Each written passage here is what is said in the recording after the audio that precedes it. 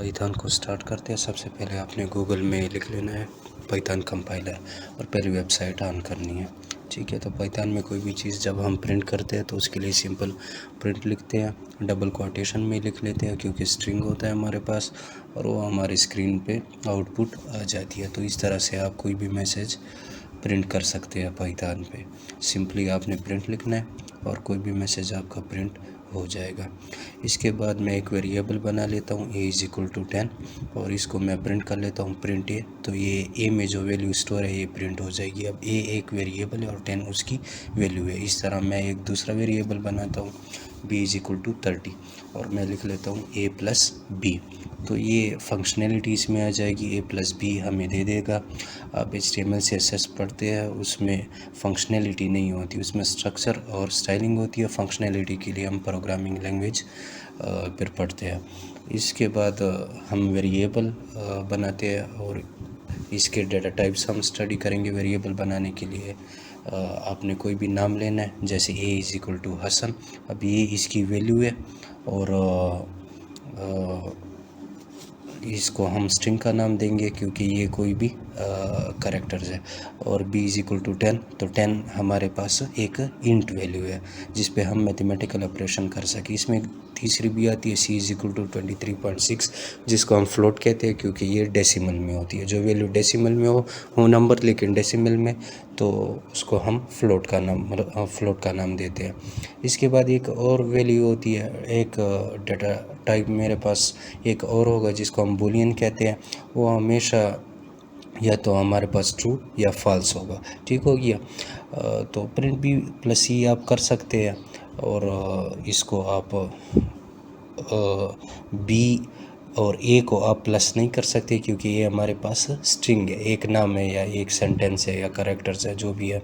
ठीक है, तो एक और मैं बना लेता हूँ g खान और b+g मैं कर लेता हूँ। तो इसमें भी एरर आएगा। ठीक है, क्योंकि इंट और स्ट्रिंग को हम प्लस नहीं कर सकते क्योंकि स्ट्रिंग जो हमारे पास होता है वो हमेशा कैरेक्टर्स होते हैं, नेम होते हैं। अब ये +g कर लेता हूँ मैं तो दोनों स्ट्रिंग आपस में प्लस हो जाएंगे।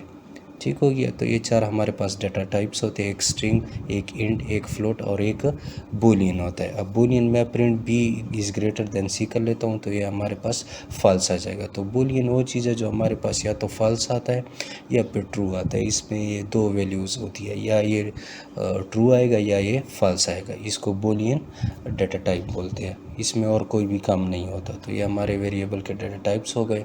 इसके बाद हम अरिथमेटिक ऑपरेशंस देखते हैं। अरिथमेटिक ऑपरेशंस मैथमेटिक ऑपरेशंस होते हैं जैसे प्लस, माइनस, डिवीज़न, रिमाइंडर वगैरह या मल्टीप्लिकेशन। तो ए बी मैंने वेरिएबल बनाए हैं और इनको मैं प्लस कर लेता हूँ। तो आप देख सकते हैं कि ये दो चीज़ें प्लस हो जाएगी। अगर इनको मैं माइनस करता हूँ तो ये माइनस हो जाएगी।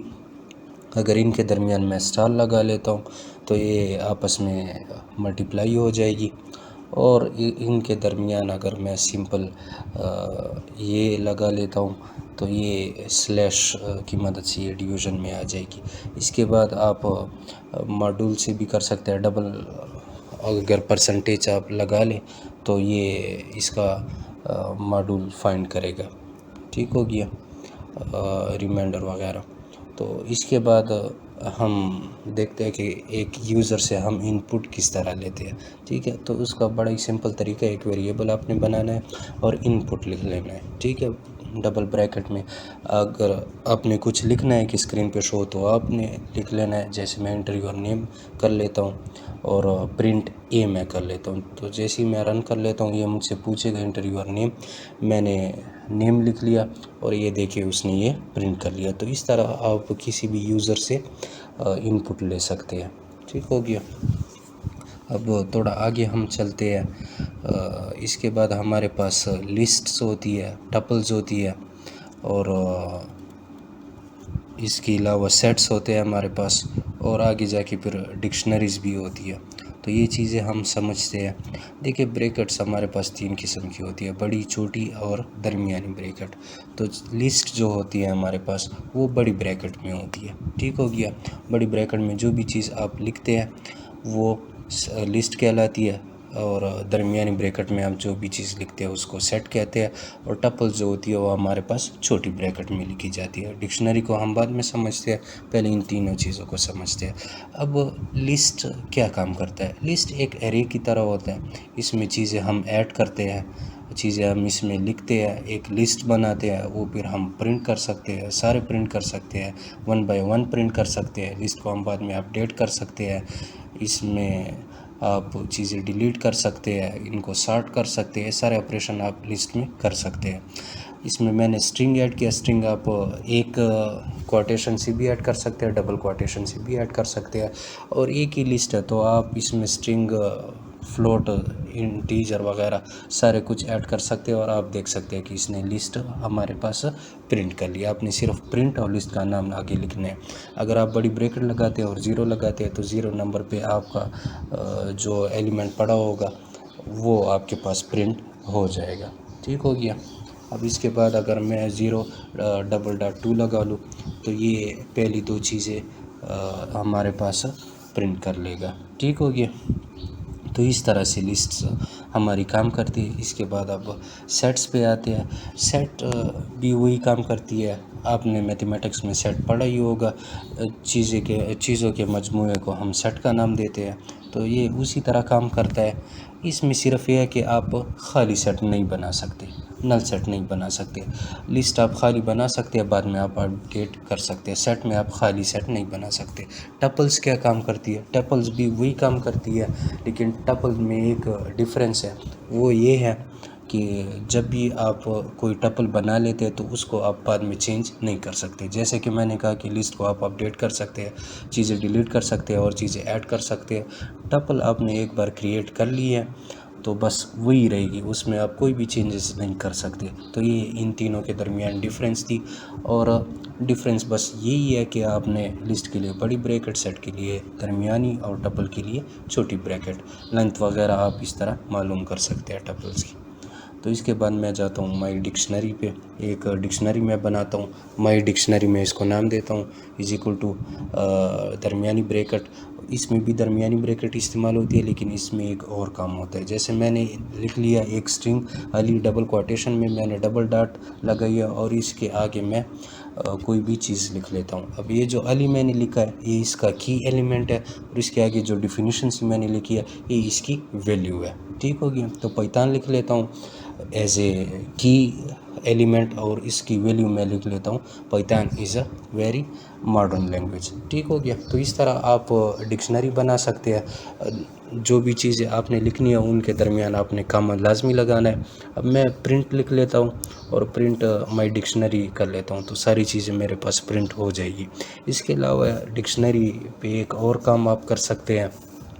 जैसे मैं डिक्शनरी में बड़ी ब्रैकेट लगा लेता हूँ मैं डिक्शनरी के आगे, और मैं अली लिख लेता हूँ, तो ये अली की डिफिनीशन मुझे प्रिंट करके देगा।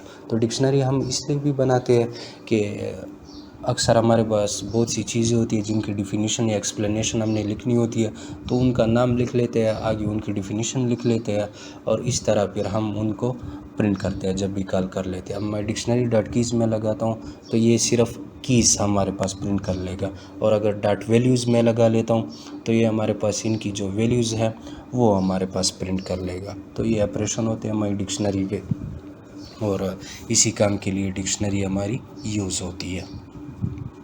अब थोड़ा आगे जाते हैं पाइथन में, एक और चीज़ हम सीखते हैं, इनको कंडीशंस एंड लूप्स बोलते हैं। अब कंडीशंस क्या होती है? देखिए हमारे पास कभी कभी ऐसे मौके आ जाते हैं कि हमने कंडीशन लगानी होती है। अगर एक कंडीशन ट्रू होती है तब क्या होगा, और अगर फॉल्स होती है तब क्या होगा। मैं दो वेरिएबल बना लेता हूँ और यहाँ से इफ़ कंडीशन में स्टार्ट कर लेता हूँ। इफ़ मैं लगा लेता हूँ आगे छोटी ब्रैकेट में, if A is greater than B double dot, यहाँ पे फासला लाजमी देना है एक टैब का। ये अब यही कंडीशन शुरू है। प्रिंट मैं इसके आगे डबल कोटेशन में लिख लेता हूँ ए इज़ ग्रेटर। अब देखिए मैंने इफ़ लगाई है, इफ़ ए इज़ ग्रेटर, तो आप प्रिंट करें कि ए इज़ ग्रेटर है। ठीक है, तो कुछ नहीं आया क्योंकि ए मेरा छोटा है। अब मैं वही फासला ख़त्म करूँगा एक टैब का और एल्स लिखूँगा, ये दूसरा कंडीशन में लिख रहा हूँ। ठीक है, प्रिंट इसके भी मैं एक प्रिंट दे दूंगा कि b इज़ ग्रेटर देन ए। ठीक हो गया। अब जैसे ये रन होगा तो ये मेरे पास आ जाएगा b इज़ ग्रेटर देन ए। अब अगर a की वैल्यू मैं बढ़ाता हूँ तो ये बस पहले उसकी मुझे वैल्यू देगा। ठीक हो गया। a इज़ ग्रेटर, तो ये करता क्या है इफ़ स्टेटमेंट, पहले ये फर्स्ट वाली कंडीशन ये चेक करेगा, अगर ये ट्रू हुई तो इसको प्रिंट कर देगा। फिर सेकंड चेक करेगा, अगर सेकंड सही हुई, फर्स्ट वाला कंडीशन हमारे पास फॉल्स हुआ तो ये सेकंड पे जाएगा। ठीक हो गया। फिर सेकंड इसको प्रिंट करेगा और फर्स्ट वाला कंडीशन जो है ये इसको स्किप कर देगा। अब एल्स में भी हम कोई कंडीशन लगा सकते हैं, जैसे if else B is greater than A, लेकिन ये हमारे पास एरर आ रहा है। ठीक हो गया। तो एरर क्यों आ रहा है, क्योंकि इसकी बॉडी हमने शुरू नहीं की। बीच में कंडीशन डालने के लिए हम एक और चीज़ का इस्तेमाल करते हैं, एलिफ इसको कहते हैं। ठीक हो गया। अब एलिफ में मैं कंडीशन डाल लेता हूँ। एलिफ में मैं कहता हूँ इफ़ तो मैंने नहीं लिखना है आपको समझाने के लिए, अगर ए इक्वल हो बी के, इक्वल के लिए हम पाइथन में दो इक्वल के निशान लगाते हैं, तो आप प्रिंट करें A is equal to B. ठीक हो गया। तो मैंने ए को इक्वल किया है, तो ये पहली कंडीशन को इसने चेक किया, उसको स्किप करके सेकंड कंडीशन ट्रू हुई तो उसको इसने प्रिंट कर दिया। अगर सेकंड भी हमारे पास फॉल्स हो जाती तो ये थर्ड को प्रिंट करता। तो इस तरह हम इफ़ कंडीशंस लगाते हैं पाइथन में। इसके बाद हमारे पास लूप्स आते हैं, जैसे फॉर लूप हो गया। अब फॉर लूप बड़ा ही आसान है, जैसे मैं लिख लेता हूँ फॉर आई इन रेंज 100 और डबल डॉट में लगा लेता हूँ प्रिंट आई। अब ये 100 तक मेरे पास डिजिट्स नंबर्स प्रिंट कर लेगा। ठीक है। अगर किसी लाइन को आपने 100 मरतबा प्रिंट कराना हो तो यहाँ पे आप डबल कोटेशन में वो चीज़ लिख ले, जैसे मैं लिख लेता हूँ पाइथन इज़ आसम, तो ये 100 मरतबा ये चीज़ प्रिंट कर देगा। तो जैसी कोई रिपीटिशन हमने डालनी हो तो उसके लिए हम फॉर लूप का इस्तेमाल करते हैं। सिंपली आपने लिखना है फॉर आई इन रेंज 100 और फिर प्रिंट कर देना है, तो वो चीज़ आपके पास प्रिंट हो जाएगी। इसके बाद वाइल लूप्स की बारी आती है। अब वाइल लूप वो चीज़ है जिसमें आप टेबल्स बनाते हैं और ये सारा कुछ काम करते हैं। जैसे मैं लिख लेता हूँ आई इज इक्वल टू 5 और वाइल, उसी तरह छोटी ब्रैकेट में आपने कंडीशन लगानी है। मैं लिख लेता हूँ आई इज़ स्मॉलर और इक्वल टू 20, डबल डॉट आपने लाजमी लगानी है, एक टैब का फासला दे के आपने प्रिंट लिख लेना है और इसके आपने लिख लेना है आई। तो मैंने और इधर मैं लिख लूँगा आई प्लस 1। ठीक हो गया। तो जैसे ही मैं लिख लूँगा तो मेरे पास 5 प्रिंट हो गया है। ठीक है। लेकिन यहाँ पे मैंने आई को डिस्टेंस नहीं दिया है, इसको मैं डिस्टेंस देता हूँ तो आप देख सकते हैं। अब आई मैंने 5 की इक्वल लिया था। ठीक है। मैं 10 की इक्वल लेता हूँ तो 10 के बाद इनसे शुरू हो जाएंगे और 20 के बराबर जाएंगे। ठीक हो गया। तो इस तरह आपने अगर वाइल लूप आप इस्तेमाल करते हैं तो इस तरह आपने इस पे काम करते हैं। अब मैं एक और वाइल लूप की एग्जांपल देता हूँ। I is equal to 1, N is equal to 15 while, इसमें मैं एक कंडीशन डाल लेता हूँ। अब मैं यहाँ पे जनरली एक वो प्रिंट करना चाहता हूँ, टेबल प्रिंट करना चाहता हूँ, तो मैं लिख लेता हूँ आई इज़ स्मॉलर और इक्वल टू 16। मैंने 16 तक ही प्रिंट करना है, टेबल 16 तक ही होता है, तो मैं लिख लेता हूँ प्रिंट एफ़। अब एफ़ क्यों लिखते हैं, एफ़ इसलिए लिखते हैं ताकि फंक्शन भी हमारे काम कर सके। इसमें डबल कोटेशन में आपने दरमियानी ब्रैकेट में एन लिखना है और फिर छोटा सा एक्स डाल देना है और फिर दरमियानी ब्रैकेट में आई लिख लेना है और is equal to N multiplication by 1। ठीक है। यहाँ 1 नहीं आई लिखना था हमने, तो ये सही से काम नहीं करेगा। चलो इसको एक बार चेक करके देख लेते हैं कि ये सही से काम करता है या नहीं करता। ठीक है। आप देख सकते हैं कि ये टेबल सही से नहीं बना, हर चीज़ का रिज़ल्ट हमारे पास 15 आ रहा है। ठीक हो गया। तो इसको मैं I is equal to I plus 1 कर लेता हूँ। ठीक है। दोबारा चेक करता हूँ तो आप देख सकते हैं कि ये उसी तरह आ रहा है, क्योंकि यहाँ पे n मल्टीप्लिकेशन एल, यहाँ पे हमने आई डालना था। ठीक है।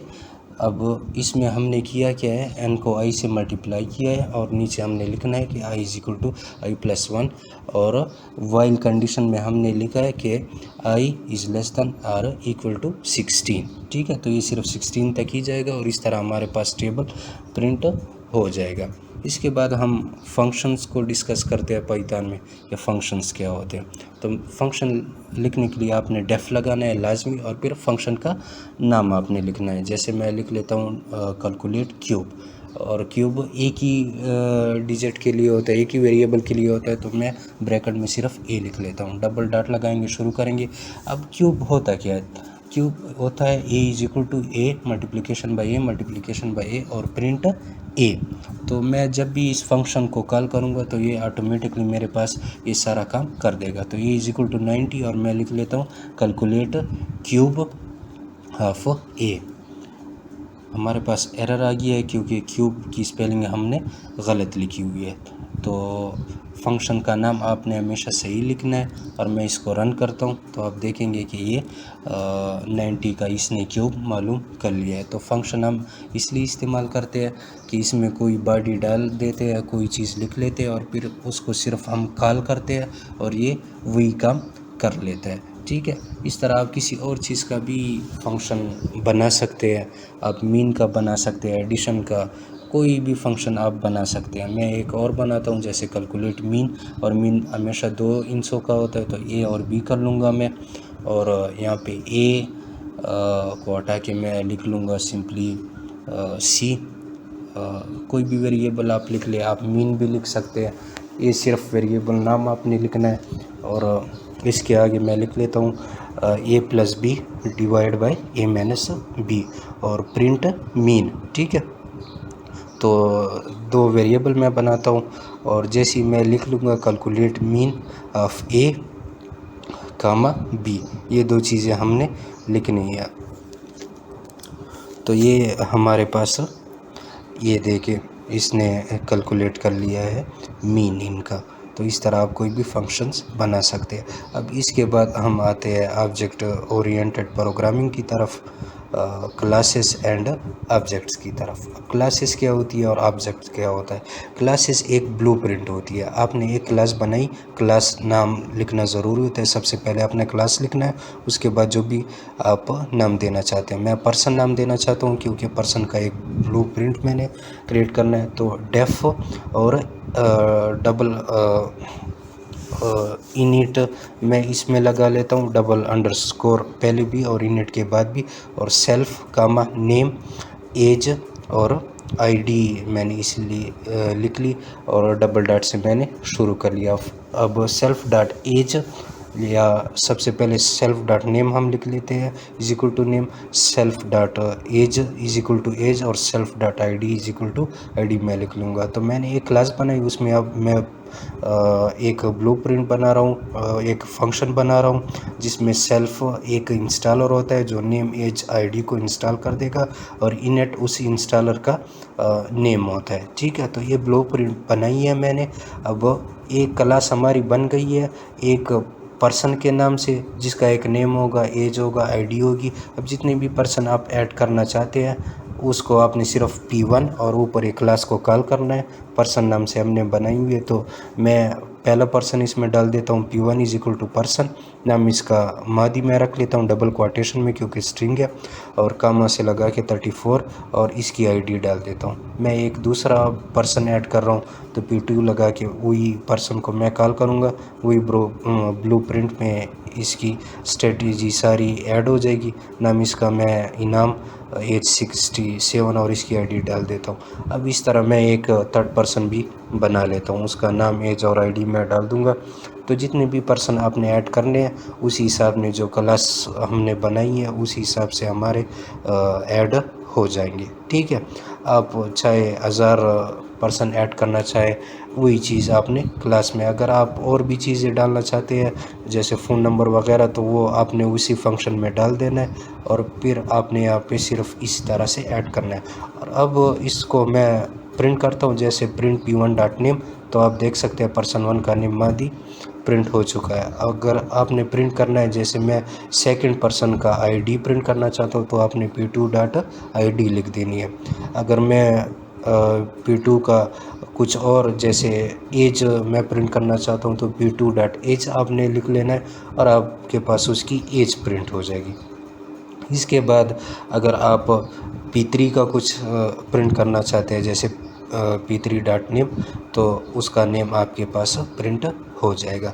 तो इस तरह आप क्लासेस और ऑब्जेक्ट्स बनाते हैं। पहले आपने क्लास बनानी है और एक ब्लूप्रिंट बनानी है क्लास, और फिर आपने इस तरह से ऑब्जेक्ट ऐड करने हैं। हम मॉड्यूल्स की बात करते हैं। मॉड्यूल्स क्या होते हैं? मॉड्यूल्स को आपने modules.py से सेव कर लेना है और इसको फिर आपने इंपोर्ट के नाम से कॉल करना है। इंपोर्ट जैसे मैंने थिंकर लिख लिया, thinker.py मैंने सेव किया होगा, तो जैसे ही मैं इंपोर्ट करूँगा तो वो मॉड्यूल हमारे पास आ जाएगा। ठीक है। मॉड्यूल होता क्या? मॉड्यूल फंक्शंस का मजमूआ होता है। मॉड्यूल्स में बहुत सारे फंक्शंस होते हैं जो हमने लिखे होते हैं, उससे एक बड़ा सा सॉफ्टवेयर या काम लेना होता है हमने, तो वो हम इंपोर्ट की मदद से उसका नाम ले लेते हैं और उसको कॉल करते हैं, तो वो सारे फंक्शन हमारे सॉफ्टवेयर में ऐड हो जाते हैं और उसको फिर हम इस्तेमाल कर लेते हैं। मॉड्यूल को .py से हम सेव करते हैं, इसमें फंक्शंस लिखते हैं, फंक्शन में फंक्शनैलिटी होती है, फिर वो मॉड्यूल को इंपोर्ट के नाम से हम कॉल करते हैं, वो सारे फंक्शंस हमारे पास ऐड हो जाते हैं और हमारे सॉफ्टवेयर में फंक्शनैलिटी परफॉर्म करते हैं। ठीक है। जैसे मैं एक फ़ंक्शन बना लेता हूँ मीन का, एक और फंक्शन मैं बना लेता हूँ एडिशन का, एक और फंक्शन मैं बनाता हूँ क्यूब का। तो इस फाइल को मैं .py से सेव कर लूँगा और फिर जब इसको मैं इंपोर्ट की मदद से करूँगा, जैसे ये फंक्शन मैंने बना लिए और मैंने इसका नाम रख लिया math.py, तो जैसे ही मैं इंपोर्ट मैथ करूँगा तो ये सारे फंक्शन मेरे ऑटोमेटिकली उसी मॉड्यूल में मेरे पास आ जाएंगे। फिर मैं उनको सिर्फ कॉल करूँगा। जैसे इसका नाम मैंने, पहले फंक्शन का नाम मैंने मीन रखा है, दूसरे का क्यूब। अब मैं जैसे ही इसको करूँगा कि क्यूब ऑफ ए, और ये मेरे पास कोई वैल्यू होगी तो ऑटोमेटिकली उसकी वो कैलकुलेशन कर देगा। तो इसलिए मॉड्यूल्स हम कॉल करते हैं। मॉड्यूल्स हमारे पास दो किस्म के होते हैं, एक बिल्ट इन होते हैं और एक कस्टम होते हैं। ठीक है। बिल्ट इन वो होते हैं जो किसी ने बनाए होते हैं, जैसे थिंकर हो गया, पांडास हो गया, बहुत सारे मॉड्यूल है, आप गूगल पे सर्च कर सकते हैं और उनको जब हम कॉल करते हैं तो वो फंक्शनैलिटी ऐड कर लेते हैं ऑटोमेटिकली, फिर उनसे हम काम कर लेते हैं। जैसे QR कोड हमारे पास एक मॉड्यूल है, हम लिख लेंगे इंपोर्ट QR कोड और फिर उस पे जो फंक्शनैलिटी हमने परफॉर्म करनी है वो हम परफॉर्म कर लेंगे। जैसे QR कोड का मैंने इंपोर्ट कर लिया, अब उसके बाद मैं इसको एक लिंक दे देता हूँ और मैं उसको बोलता हूँ कि इसकी आप बना ले एक QR कोड। तो मैं QR code.make और उसके आगे वो लिंक लिख लूँगा, तो वो उसी हिसाब से उस पर फंक्शनैलिटी परफॉर्म कर लेगा। तो ये इतने सारे मॉड्यूल जो मैंने बनाए हैं, इन सब को आपने .py से सेव कर लेना है और फिर अपने प्रोग्राम में आप उसको कॉल कर सकते हैं। ठीक हो गया। तो इसी तरह मॉड्यूल्स हमारे पास काम करते हैं। उम्मीद है आपको इन सब चीज़ों की अच्छे से समझ आ गई होगी। अब पाइथन तकरीबन हमारा कंप्लीट हो चुका है। इसके बाद हम ग्राफिक यूज़र इंटरफेस पे काम करेंगे। ग्राफिक ये यूज़र इंटरफेस जो होता है वो एक सॉफ्टवेयर की फ़िज़िकल विंडो होती है। अभी तक जितना काम हम कर रहे थे या आउटपुट पे रिज़ल्ट आ रहा था, एक सॉफ्टवेयर उससे नहीं बन रहा था। तो ग्राफिक यूज़र इंटरफेस में हम सीखेंगे कि बाकायदा एक सॉफ्टवेयर आप कैसे बना सकते हैं और उसकी लुक्स हम आपके पास कैसी आएगी, लुक्स आप कैसे कंट्रोल करेंगे। और क्योंकि किसी को भी आपने वो सॉफ्टवेयर देना है तो आप